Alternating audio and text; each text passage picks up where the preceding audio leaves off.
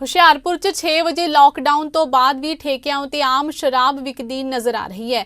ਹੁਸ਼ਿਆਰਪੁਰ ਦੇ bus stand ਨਜ਼ਦੀਕ ਠੇਕੇ ਦੇ ਸ਼ਟਰ ਦੇ ਵਿੱਚ ਛੋਟੀ ਜਿਹੀ ਬਾਰੀ ਦੇ ਵਿੱਚੋਂ ਸ਼ਰਾਬ ਖਰੀਦਣ ਵਾਲੇ ਸ਼ਰਾਬ ਖਰੀਦ ਰਹੇ ਨੇ। ਖਾਸ ਗੱਲ ਇਹ ਹੈ ਕਿ ਇਸ ਤੋਂ 100 ਮੀਟਰ ਦੂਰ ਤੋਂ ਹੀ ਪੁਲਿਸ ਦਾ ਨਾਕਾ ਹੈ, ਪਰ ਪੁਲਿਸ ਦੀ ਨੱਕ ਹੇਠ ਸ਼ਰਾਬ ਵਿਕ ਰਹੀ ਹੈ। ਇਸ ਸੰਬੰਧੀ ਜਦੋਂ ਡੀਐਸਪੀ ਸਿਟੀ ਨਾਲ ਗੱਲ ਕੀਤੀ ਤਾਂ ਉਹਨਾਂ ਦਾ ਕਹਿਣਾ ਸੀ ਕਿ ਪ੍ਰੈਸ ਦੇ ਮਾਧਿਅਮ ਰਾਹੀਂ ਉਹਨਾਂ ਨੂੰ ਪਤਾ ਲੱਗਿਆ ਕਿ ਸ਼ਰਾਬ ਵਿਕ ਰਹੀ ਹੈ ਤੇ ਇਸ ਦੀ ਛਾਣਬੀਨ ਕਰਕੇ ਸੰਬੰਧਿਤ ਆਰੋਪੀਆਂ ਖਿਲਾਫ ਕਾਰਵਾਈ ਕੀਤੀ ਜਾਵੇਗੀ।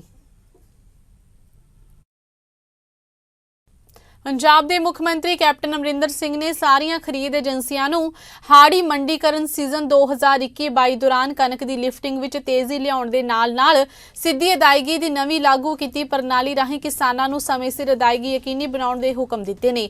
ਮੰਤਰੀ ਮੰਡਲ ਦੀ ਵਰਚੁਅਲ ਮੀਟਿੰਗ ਦੌਰਾਨ ਕਣਕ ਦੀ ਪ੍ਰਗਤੀ ਦਾ ਜਾਇਜ਼ਾ ਲੈਂਦੇ ਹੋਏ ਮੁੱਖ ਮੰਤਰੀ ਨੇ ਕੋਵਿਡ ਕੇਸਾਂ ਵਿੱਚ ਵਾਧੇ ਦੇ ਮੱਦੇਨਜ਼ਰ ਸਿਹਤ ਸੁਰੱਖਿਆ ਉਪਾਵਾਂ ਦੀ ਪਾਲਣਾ ਸਖਤੀ ਨਾਲ ਕਰਨ ਦੇ ਆਦੇਸ਼ ਦਿੱਤੇ ਨੇ। ਉਹਨਾਂ ਨੇ ਮੰਡੀਆਂ ਵਿੱਚ ਆ ਰਹੇ ਸਾਰੇ ਕਿਸਾਨਾਂ, ਆੜ੍ਹਤੀਆਂ, ਮਜ਼ਦੂਰਾਂ, ਖਰੀਦ ਏਜੰਸੀਆਂ ਦੇ ਮੁਲਾਜ਼ਮਾਂ ਤੇ ਹੋਰ ਧਿਰਾਂ ਜੋ 45 ਸਾਲ ਤੋਂ ਵੱਧ ਉਮਰ ਦੇ ਨੇ ਨੂੰ ਸੂਬਾ ਭਰ ਦੀਆਂ 145 ਮਾਰਕੀਟ ਕਮੇਟੀਆਂ ਵਿੱਚ ਲਾਏ ਗਏ ਟੀਕਾਕਰਨ ਕੈਂਪਾਂ ਵਿੱਚ ਕੋਵਿਡ ਤੋਂ ਬਚਾਅ ਦਾ ਟੀਕਾ ਲਵਾਉਣ ਦੀ ਅਪੀਲ ਕੀਤੀ ਹੈ।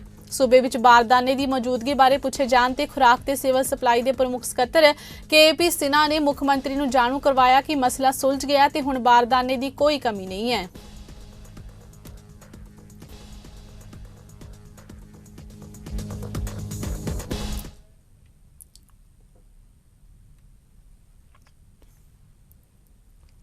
दिल्ली राष्ट्रीय राजधानी प्रदेश सरकार एक्ट 2021 लागू कर दिता गया है, जिस दे नाल उप राजपाल नूं राजधानी दी चुनी हुई सरकार तो उपर दा दर्जा हासिल हो गया। गृह मंत्रालय वालों जारी नोटिफिकेशन अनुसार एक्ट दीआं धारावां 27 अप्रैल तो लागू हो गईयां ने। नवें कानून दे अनुसार दिल्ली सरकार दा अर्थ उप राजपाल होवेगा ते दिल्ली सरकार नूं हुण कोई कार्यकारी फैसला लैण तो पहलां उप राजपाल दी इजाजत लैणी पवेगी।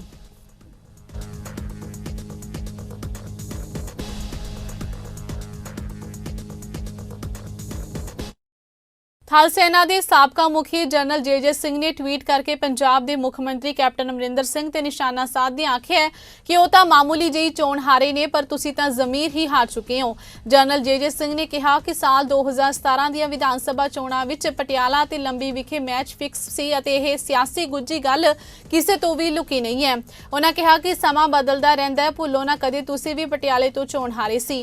जनरल जे सिंह ने तिखा सवाल करदिआं कहा कि विधान सभा चोणां दौरान कैप्टन अमरिंदर सिंह लंबी क्यों गए सी, जिस तो स्पष्ट सी कि वह साबका मुख मंत्री प्रकाश सिंह बादल नूं जिताउण लई गए सन। उन्होंने कहा कि कैप्टन अमरिंदर सिंह ते बादलां विचाले फिक्सिंग दी पोल खुल चुकी है। बीजेपी सांसद श्वेत मलिक ने कैप्टन ते सिद्धू दी शब्दी जंग ते चुस्की लई है। उन्होंने कहा है कि सूबे दी कांग्रेस सरकार नूं पंजाब दी जनता नाल कोई लेना देना नहीं है, सब कुर्सी दे मगर भज रहे ने। उन्होंने कहा है कि नवजोत सिंह सिद्धू ने पहला मुख मंत्री दी कुर्सी हासिल करन लई पहला बीजेपी नूं धोखा दिता, फिर कांग्रेस विच शामिल होण तो बाद हुण कुर्सी दे लई कैप्टन अमरिंदर सिंह नाल आडे लै रिहा है।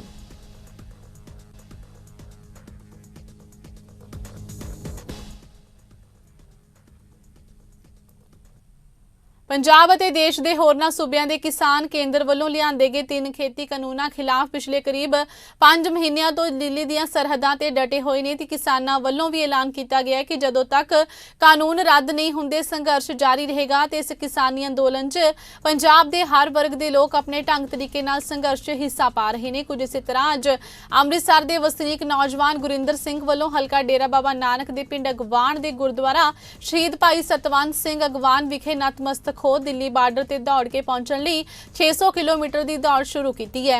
इस मौके गल करदे नौजवान गुरिंदर सिंह ने कहा कि वह केंद्र की सूती सरकार ते सूती जमीर बारे लोगों को जगाउणा चाहुंदे ने ते दसना चाहुंदे ने कि केंद्र सरकार वालों लिआंदे गए 3 किसान विरोधी बिलों तो किसान बहुत दुखी ने।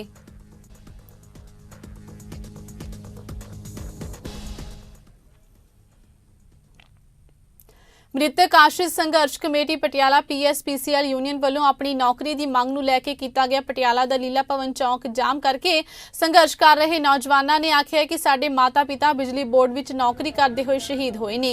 सरकार ने वादा किया सी कि उन्हां दी जगह ते उन्हां नूं नौकरी मिलेगी, परंतु उन्हां नूं कई साल संघर्ष करदिआं नूं हो गए ने, हाले तक नौकरी नहीं मिली, जिस कारण उन्हां नूं रोस प्रदर्शन करना पिया। जिंदाबाद जिंदाबाद साडी एकता जिंदाबाद जिंदाबाद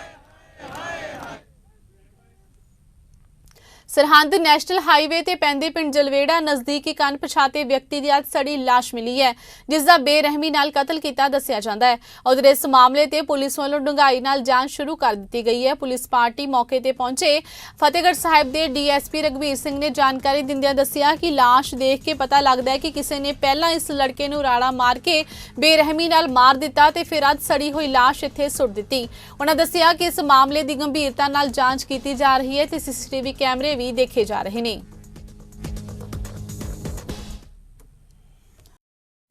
ਇਸ ਦੇ ਨਾਲ ਹੀ ਖਬਰਾਂ ਦਾ ਸਿਲਸਿਲਾ ਇੱਥੇ ਸਮਾਪਤ ਹੁੰਦਾ ਹੈ। ਨਵੀਆਂ ਤੇ ਤਾਜ਼ਾ ਖਬਰਾਂ ਦੇ ਨਾਲ ਫਿਰ ਹਾਜ਼ਰ ਹੋਵਾਂਗੇ। ਤਦ ਤੱਕ ਲਈ ਦਿਓ ਇਜਾਜ਼ਤ। ਧੰਨਵਾਦ।